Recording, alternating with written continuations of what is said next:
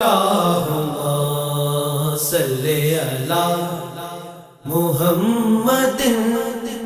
وعلی آلہ وصحبہ وسلم۔ بسم اللہ الرحمن الرحیم۔ اللہ تبارک و تعالیٰ کے پاکیزہ نام سے آغاز کرتے ہیں جو بہت مہربان نہایت رحم والا ہے۔ درس بخاری کا سلسلہ 2590 حدیث پاک تک پہنچا ہے۔ 2599 نمبر حدیث پاک رہتی ہے، وہ انشاءاللہ میں عرض کرتا ہوں۔ حضرت اسماء رضی اللہ تعالیٰ عنہ بیان کرتی ہیں کہ میں نے عرض کی، رسول اللہ میرے پاس اس کے سوا اور کوئی مال نہیں جو حضرت زبیر نے میرے پاس رکھا ہوا ہے، کیا پس میں اس میں سے صدقہ کروں؟ آپ نے فرمایا صدقہ کرو اور جمع کر کے نہ رکھو، ورنہ اللہ بھی تم سے مال روک لے گا۔ تو میں آپ کو سمجھا رہا تھا کہ اگر مال بیوی کا ہی ہو اور شوہر کا اس سے کوئی تعلق نہ ہو تو پھر صدقہ کرنے میں کوئی حرج نہیں ہوتا۔ مثال کے طور پہ زوجہ جاب کرتی ہے یا اس کو تحفے تحائف ملے ہیں، جیسے سالگرہ پہ مل گئے یا عیدی وغیرہ مل جاتی ہے، تو اس میں شوہر کی اجازت کی حاجت نہیں ہے، وہ اس کلی طور پر خود مختار ہے، جہاں چاہے خرچ کرے۔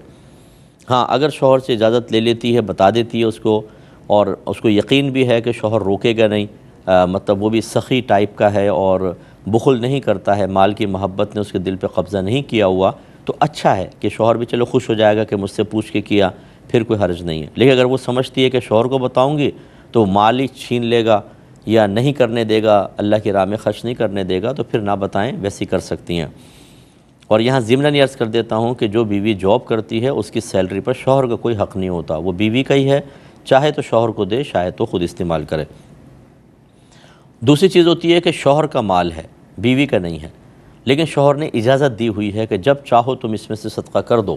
تو پھر بار بار شوہر سے اجازت لینے کی حاجت نہیں ہوتی ہے، وہ چاہے تو خرچ کر لے۔ تیسری چیز ہوتی ہے کہ اجازت تو نہیں دی، لیکن عورت کو یقین ہے کہ اگر میں شوہر کا مال خرچ کروں گی وہ ناراض نہیں ہوگا اگر بتا دوں گی تو، پہلے بھی کئی دفعہ ایسا ہوا ہے، تو اس صورت میں بھی کوئی گناہ نہیں ہے کہ وہ دے دے۔ ہاں اگر بیوی کو یقین ہے کہ شوہر ناراض ہوگا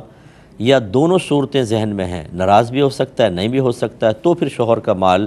اجازت سے خرچ کرنا ہوگا۔ اگر ویسے کرے گی تو مناسب نہیں ہے کہ خواہ گھر میں لڑائی جھگڑے بڑھیں گے۔ نبی کریم صلی اللہ علیہ وسلم نے بی بی اسماء رضی اللہ تعالیٰ عنہ جو آپ کی سسٹر ان لا ہیں، سیدہ عائشہ کی بہن ہیں، حضرت زبیر کی زوجہ ہیں، انہوں نے پوچھا یا رسول اللہ کہ میں کچھ مال رکھا ہے شوہر کا، خرچ کر دوں؟ اب یاد رکھیں کہ نبی کریم صلی اللہ علیہ وسلم تو مالک ہیں، مختار ہیں، جو چاہے حکم ارشاد فرما دیں، لہٰذا انہوں نے بھی یہ نہیں کہا کہ شوہر کا مال رکھا ہے اور انہوں نے منع کیا ہے، لیکن انہوں نے بہتر سمجھا کہ میں نبی کریم سے پوچھ لوں۔ سرکار نے فرمایا تم صدقہ کرو اور جمع کر کے نہ رکھو، جو مال کو روک لیتا ہے تو اللہ تعالیٰ بھی اس سے مال کو روک لیتا ہے۔ اس کا مطلب بھی ہرگز یہ نہیں ہے کہ جمع کر کے نہ رکھو، سارا کا سارا خرچ کر دو، بلکہ مراد یہ ہے کہ جہاں خرچ کرنے کی ضرورت ہے، شریعت پسند کرتی ہے، چاہے وہ صدقات واجبہ ہیں، صدقات نافلہ ہیں، اور آپ کے پاس مال بھی موجود ہے، اپنی ضرورت کے لیے بھی ہے، اب روک کر نہ رکھو، کیونکہ اب بخل ہوگا، اور جو بخل کرتا ہے تو اللہ تعالیٰ اس سے مال کو روک لیتا ہے۔ لہٰذا اس کا ہرگز یہ مطلب نہیں کہ سارا خرچ کر دو۔ اس کی دلیل ہمیں پہلے بھی گزر چکی ہے،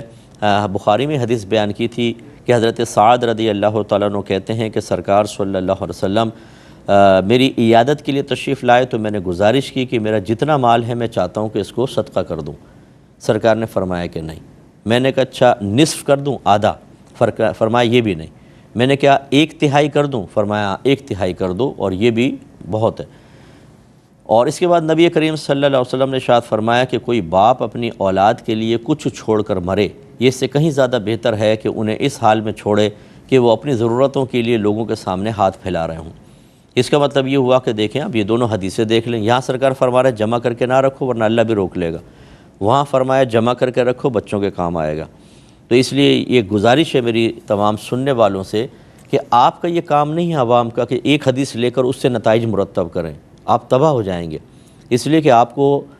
ذخیرہ احادیث پر اطلاع نہیں ہے۔ جب ہم بہت ساری، ہم سے مراد میرے اکابرین، میں تو خیر کیا کروں گا،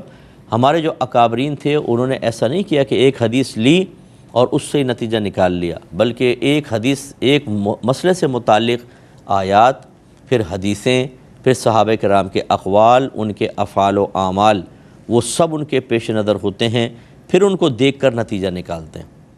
اور ہماری عوام کی حالت یہ ہے کہ اگر کوئی ایک پوسٹ بھیج دیتا ہے، اس پوسٹ میں ایک حدیث کا پہلو لکھا ہے، دوسری حدیثوں میں اس کا دوسرا پہلو ذکر کیا گیا، وہ ان کو پتہ نہیں ہے، اسی سے نتیجہ نکال کر علماء سے بھی بدظن ہوتے ہیں، اپنے ہم مسلکوں سے بدظن ہوتے ہیں۔ بعض لوگ تو کہتے ہیں کہ میں مطلب اب مولویوں کے پاس ہی نہیں جاؤں گا، دیکھو مولوی غلط کر رہے ہیں، یہ حدیث میں یہ لکھا ہوا ہے۔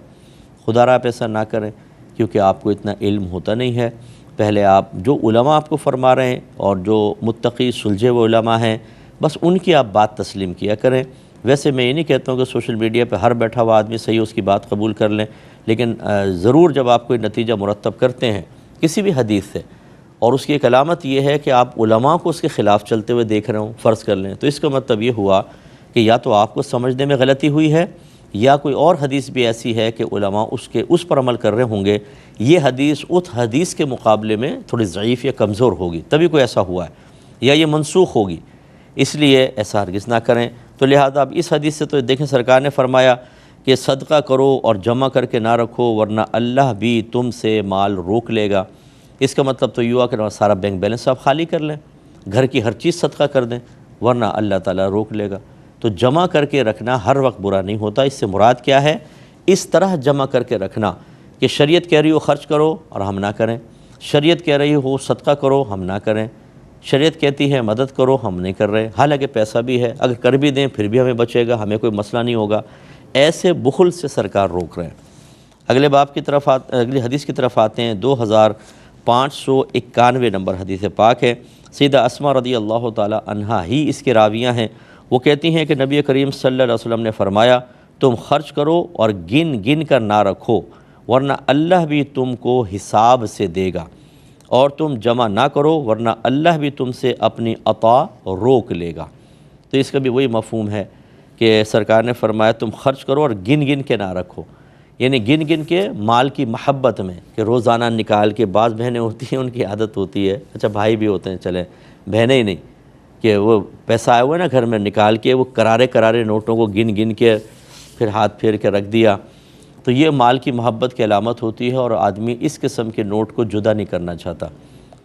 اس قسم کے مال کو۔ بعض تو ایسے ہوتے ہیں جو کرارے نوٹ جمع کر کے رکھتے ہیں اور جو بالکل مریل قسم کے ہوتے ہیں وہ خرچ کرتے رہتے ہیں، وہ کہتے ہیں نہیں کرارے میں رکھیں گے، بھائی رکھنے کا فائدہ کیا ہے، کب تک آپ کو نفع دے گا،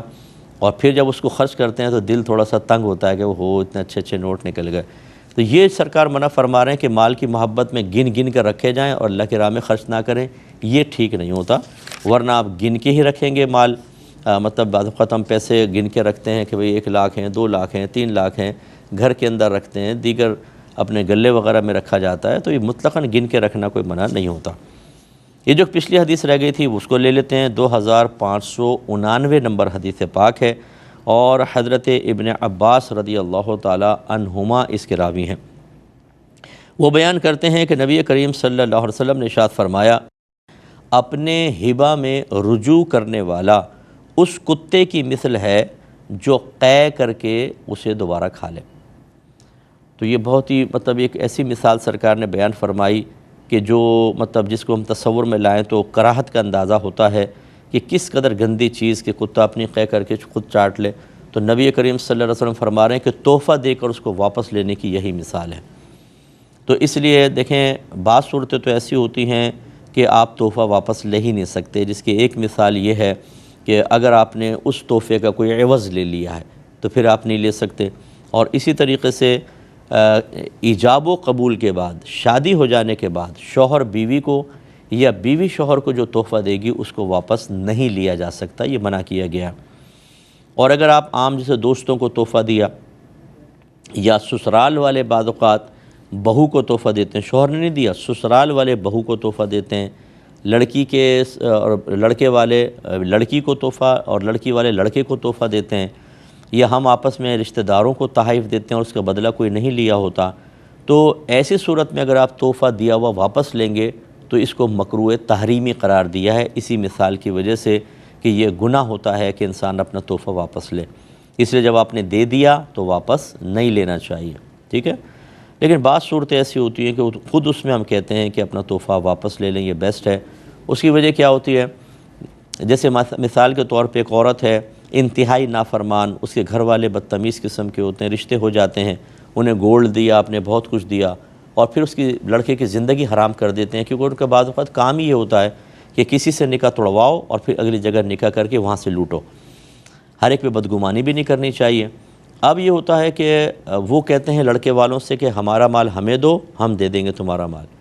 وہ لڑکے والوں سے لے لیتے ہیں، اور وہ مسائل جیسے ہم سے پوچھتے ہیں، ہم کہتے ہیں ہاں اگر آپ وہ مانگ رہے ہیں دینا چاہے دے دیں، ویسے تو گناہ گار ہوں گے، یا بعض خود اتنے عزت نفس والے ہوتے ہیں، کہتے ہیں ہم کسی کا احسان رکھنا نہیں چاہتے، واپس کرو۔ اب جب وہ اپنا لینے جاتے ہیں تو دیتے نہیں ہیں واپس، ٹھیک ہے نا۔ تو وہ اب ایسے لوگوں کے پاس چھوڑ دینا مال کہ جو چاہتے ہی یہ ہیں کہ ہم ان سے لوٹیں ان سے لوٹیں، کیونکہ ہمارے پاس جو کیس آتے ہیں جانبین سے ہم بات کو سنتے ہیں، پتہ چلتا ہے کہ قصور سارا ادھر ہے۔ اب ان کو سمجھا رہے ہیں کہ آپ صلح کر لیں، ایک عورت کیسے اپنا گھر خراب کر سکتی ہے، لیکن وہ تیار ہوتے ہیں اس کے لیے۔ ایسوں کو پھر ہم مشورہ دیتے ہیں کہ ان کے پاس اپنا مال نہ چھوڑیں، جیسے ہو سکتا ہے آپ مال واپس لیں، کیونکہ ان کا مقصود اب رشتے نبھانا نہیں تھا، مال حاصل کرنا تھا، اور ایسے پیشہ وروں کے پاس اگر یہ مال آپ چھوڑ دیں گے تو یہ 4 اور کو لوٹیں گے اسی کے لالچ میں، اس لیے واپس لیجئے، تاکہ کم ہمتی پیدا ہو، حوصلہ شکنی پیدا ہو، اور کسی اور یہ اچھی فیملی کو لوٹ نہ سکیں۔ ایسی صورت میں تو ٹھیک ہے واپس لے لیا جائے، ورنہ جو دیا ہے اس کو واپس نہ لینا ہی شریعت کو مطلوب ہے۔ اگلی حدیث کی طرف آتے ہیں، 2592۔ یہ آپ جانتے ہیں کہ 90 اور 91 میں بیان کر چکا ہوں۔ 2592 نمبر حدیث پاک ہے، حضرت میمونہ بنت حارث رضی اللہ تعالی عنہ نے اپنی ایک باندی کو آزاد کر دیا اور نبی کریم صلی اللہ علیہ وسلم سے اجازت نہ لی۔ جب ان کی باری کا دن آیا اور نبی کریم صلی اللہ علیہ وسلم ان کے پاس تشریف لے گئے تو انہوں نے کہا، یا رسول اللہ، کیا آپ کو معلوم ہے کہ میں نے اپنی باندی کو آزاد کر دیا ہے؟ رحمت کونین صلی اللہ علیہ وسلم نے پوچھا، کیا تم نے ایسا کر لیا ہے؟ انہوں نے کہا جی ہاں۔ فرمایا کہ اگر تم یہ باندی اپنے ماموں کو ہبہ کر دیتی تو تم کو زیادہ اجر ملتا۔ دیکھیں میں نے تھوڑی دیر پہلے یہی بتایا تھا کہ اگر بیوی کوئی چیز ہدیہ کرتی ہے، اس کی اپنی چیز ہے، تو شوہر سے اجازت کی حاجت نہیں ہوتی۔ وہ حضرت میمونہ کی باندی تھیں، آپ نے اجازت کے بغیر صدقہ کر دیا، یعنی اس کو آزاد کر دیا، تو سرکار نے کوئی اظہار ناراضگی نہیں فرمایا۔ اور اگر ایسا ہوتا کہ وہ سرکار صلی اللہ علیہ وسلم سے تعلق رکھتی اور آپ پھر آزاد کر دیتی، یعنی پھر کوئی مال صدقہ کر دیتی، اور آپ کو یقین ہوتا کہ نبی کریم ناراض نہیں ہوں گے، تب بھی اس کی گنجائش نکلتی ہے۔ اور یہاں پر ایسے ہی ہوا کہ آپ نے، سرکار نے فرمایا ایسا کر لیا ہے تم نے، یعنی یہ سرکار اس لیے دریافت فرما رہے تھے کہ کیا ابھی آپ کا ارادہ ہے کہ کروں گی یا کر چکی ہو؟ انہوں نے کہا میں تو کر چکی ہوں۔ تو سرکار نے فرمایا کہ اگر تم یہ باندی اپنے ماموں کو ہبہ کر دیتی تو تمہیں زیادہ اجر ملتا۔ اس کا مطلب ہے کہ اگر آپ کوئی تحفہ تحائف دینا چاہتے ہیں تو غیروں کو دینے کے بجائے اپنے رشتہ داروں کو دیں، اس میں اجر و ثواب زیادہ ہوتا ہے۔ لیکن آپ یہ دیکھیں گے کہ ہم اپنوں کو بعض اوقات کم دیتے ہیں، غیروں کو زیادہ دے رہے ہوتے ہیں، بلکہ اپنوں کو نہیں دینا چاہتے، رشتہ داروں کو چھوڑو بھی ہم کو دے، فلاں کو کر دیا، فلاں کا کر دیا، فلاں کی مدد کر دی، لیکن اپنے خاندان میں جو آپ کے سفید پوش قسم کے لوگ ہیں، ہم نہیں چاہتے کہ ان کی مدد کر کے ان کو پاؤں پہ کھڑا کر دیں کہ کل وہ ہمارے برابر آ جائیں۔ جیسے بعض لوگ ہوتے ہیں ان کے بچے بہت ہی ذہین ہوتے ہیں اور وہ بیچارے سرمایہ اتنا نہیں رکھتے ہیں کہ اپنے بچوں کو اچھے اسکول میں پڑھا سکیں، تو بعض رشتہ دار ان کی بالکل مدد نہیں کرتے، وہ کہتے ہیں کہ ان کے بچے بہت ذہین ہیں، کل یہ پڑھ لکھ کر بڑے بڑے افسر بن جائیں گے تو یہ اپنی اوقات بھول جائیں گے، تو ہم سے اوپر نکل جائیں گے، اس لیے مدد ہی نہ کرو۔ حالانکہ مجھے اور آپ کو سب کو یہ ذہن میں رکھنا چاہیے کہ اگر اللہ تبارک و تعالی نے ان کے لیے عروج کا فیصلہ کر لیا ہے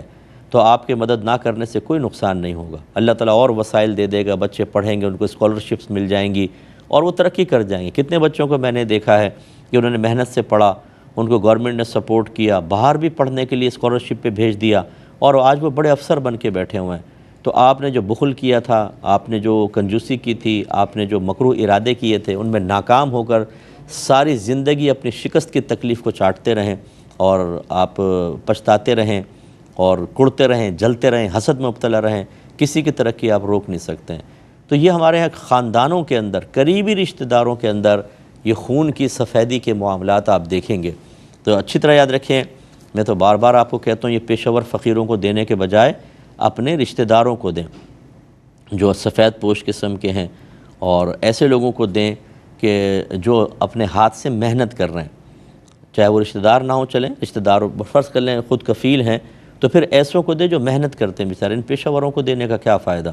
اور حتی الامکان اگر آپ زکوٰۃ دیں کوئی رشتہ داروں میں نظر آئے تو وہ افضل اور اولیٰ ہوتا ہے کہ اس کو دی جائے۔ پھر دینی اداروں کو آپ فوقیت دیں، بہت اچھی بات ہے، یا دونوں میں تقسیم کریں کہ چلو دینی اداروں میں بھی آپ نے دیا اور آپ نے غریب رشتہ داروں کی بھی مدد کی۔ لیکن دیکھیں سرکار صلی اللہ علیہ وسلم نے اپنی زوجہ مبارکہ کو یہی سمجھایا کہ اگر یہی باندی آپ اپنے ماموں کو دیتی تو تمہیں زیادہ اجر ملتا۔ اس کا مطلب ہے کہ رشتہ داروں کو صدقہ دینے میں زیادہ اجر و ثواب ہے۔ اگلی حدیث کی طرف آتے ہیں، 2593 نمبر حدیث پاک ہے۔ سیدہ عائشہ صدیقہ رضی اللہ تعالی عنہا اس کی راویہ ہیں، وہ بیان کرتی ہیں کہ رسول اللہ صلی اللہ علیہ وسلم جب سفر کا ارادہ فرماتے تو اپنی ازواج کے درمیان قرعہ اندازی کرتے تھے،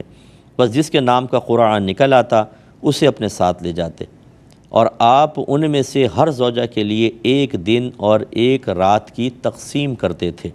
سوائے حضرت سودا بنت زمعہ رضی اللہ تعالی عنہا کے، انہوں نے اپنے دن اور رات کی باری میرے لیے یعنی عائشہ کے لیے ہبہ کر دی تھی، وہ اس سے رسول اللہ صلی اللہ علیہ وسلم کی رضا طلب کرتی تھیں۔ الفاظ کیا ہیں کہ تبتغی بذالک رضا رسول اللہ صلی اللہ علیہ وسلم، تلاش کرتی تھیں وہ اس کے سبب نبی کریم کی رضا کو۔ اب یہاں پہ بھی وہ بی بی سودا بنت زمعہ، یہ بھی ہماری والدہ ہیں، امہات المومنین میں سے ہیں، انہوں نے اپنی باری چھوڑ دی تھی۔ نبی کریم صلی اللہ علیہ وسلم نے ان سے فرمایا تھا کہ میں آپ کو چھوڑنا چاہتا ہوں، کہ اور سرکار کسی وجہ تھی کہ آپ نہیں ان کی باری مقرر کرنا چاہتے تھے، تو آپ نے اس لیے ان کو فرمایا کہ میں تمہیں چھوڑنا چاہتا ہوں، تو انہوں نے عرض کیا رسول اللہ مجھے آپ طلاق مت دیں، مجھے اپنے عقد میں رہنے دیں تاکہ میں بروز قیامت آپ کی زوجہ کی حیثیت سے اٹھوں، اور میں اپنی باری آپ ہبہ کرتی ہوں، عائشہ کو دیتی ہوں۔ اور یہ سیدہ پہلے بھی ہماری بات گزر گئی کہ صحابہ کرام انتظار کرتے تھے کہ جب سرکار سیدہ عائشہ صدیقہ رضی اللہ تعالی عنہا کے پاس ہوں اس وقت ہم تحائف اپنے بھیجیں، کیونکہ اس سے سرکار زیادہ خوش ہوں گے۔ تو وہ سیدہ عائشہ کو کی وجہ سے سرکار کو تحفے ان کی باری میں دیتے تھے تاکہ سرکار خوش ہوں، اور سرکار خوش ہوں گے تو اللہ خوش ہوگا۔ اسی طریقے سے یہاں پر بھی معاملہ ہے کہ حضرت سودا بنت زمعہ نے اپنی باری سیدہ عائشہ صدیقہ رضی اللہ تعالیٰ عنہ کو ہبہ کر دی۔ تو یہ یاد رکھیں کہ جب ایک شوہر کی ایک سے زیادہ ازواج ہوں تو باری مقرر کرنا شوہر پر واجب ہے۔ میرے آقا پہ کہا ہی جاتا ہے کہ آپ پہ واجب نہیں تھی، لیکن آپ نے باقاعدہ باریاں مقرر کی، ایک دن ایک کے پاس، دوسرے دن دوسرے کے پاس، یا ایک رات ایک کے پاس، دوسری رات دوسرے کے پاس، اس طرح سرکار نے باریاں مقرر کی تھیں۔ اور جب آپ سفر پر جاتے تھے اس میں ایسا نہیں ہوتا تھا کہ جس کی باری اب ہے وہی سفر پہ جائے گی، بلکہ قرعہ اندازی سرکار فرماتے تھے، اور یہ بھی لازم نہیں ہوتا، سفر میں کسی کی قید نہیں ہوتی، شوہر چاہے جس بیوی کو چاہے لے جا سکتا ہے، لیکن افضل اور اولیٰ یہ ہے کہ ان کے مابین قرعہ اندازی کر لے۔ اگر 2 یا 3 بیویاں ہیں تو جسے نام ڈال کے رکھ دے، جس کا نام نکل آئے وہ ان کے ساتھ جا سکتی ہیں۔ اسی طرح نبی کریم صلی اللہ علیہ وسلم تاکہ ازواج کا دل چھوٹا نہ ہو قرعہ اندازی کیا کرتے تھے۔ اس کے آخری حصے پہ انشاءاللہ کلام کریں گے کہ انہوں نے یہ کام حضرت سودا بنت زمعہ نے سرکار کی رضا کے لیے کیا، تو کیا اللہ کی رضا کے لیے نہ کرنے کی بنا پہ شرک ہوا یا ریاکاری ہوئی؟ اس پہ انشاءاللہ کلام ہوگا نیکسٹ پروگرام میں۔ وآخر دعوانا ان الحمدللہ رب العالمین۔ اللہم صلی علی محمد وعلی آلہ وصحبہ